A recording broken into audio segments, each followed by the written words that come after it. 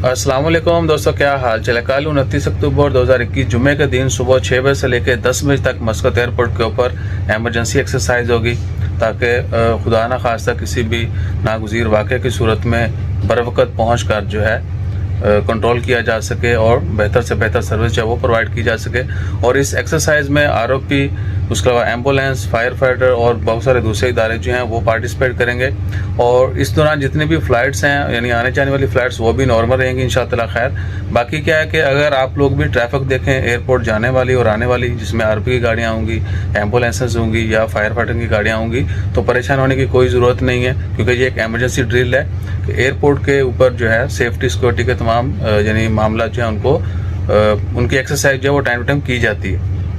तो ये कि रिहर्सल होगी और अल्लाह ताला खैर फरमाए, कोई भी फ्यूचर में ऐसा वाक़या ना हो और अल्लाह ताला सबकी खैर फरमाए, हम सबको अपनी हिफ्ज़ ईमान में रखे। और आप सबसे भी रिक्वेस्ट है कि हमेशा सबकी खैर के लिए दुआ करते रहिए, दुआ में याद रखिएगा। जज़ाकल्लाह। अल्लाह।